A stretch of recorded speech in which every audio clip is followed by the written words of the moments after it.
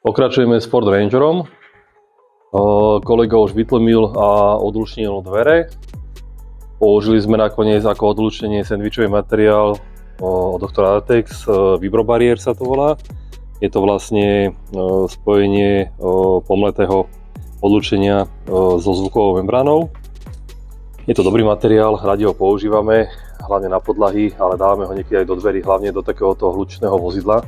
To určite treba dať. Ďalej sme si vlastne rozobrali autorádio, máme vlastne predpripravené poslané fotky dodávateľovi na všetky tie redukcie, čo k tomu treba.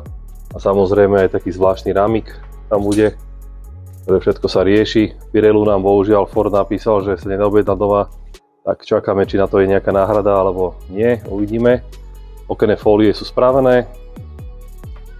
Reproduktory sa budú meniť, ale nebude to žiadny high-end, bude to len klasika, aby sa vlastne dosiahol lepší zvuk za normálne peniaze v tomto aute, vzhľadom na ten hluk a hlavne použitie toho vozidla. Není potreba dosiahovať nejaké brutálne výkony, ide hlavne o to, aby tam niečo hralo a rádio tam bude vlastne multimédia z CarPlay, Androida, to so všetkým, takže to bude úplne v pohode.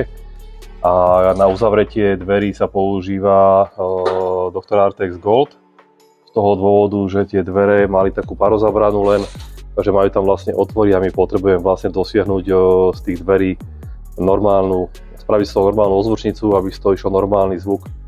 Vpredu budú 16,5 cm reproduktory, vzadu sú také malé reproduktory a vzhľadom na tie tapacíre a na všetko tam asi moc s tým riešiť nebudeme, to nejak hrotiť nejakými, ja neviem, redukciami alebo niečím, to je zbytočné.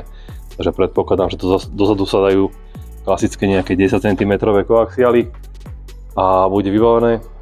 Druhý kolega má momentálne fajčiarsku prestávku po obede, takže po obede dorobí tapacíre a niekedy v pondelok, útorok dojdú veci na to potrebné ešte na to vymenúť toho rady a doskladá sa to a odovzdá sa to zákazníkom. Takže prajem vám pekný víkend. Čaute.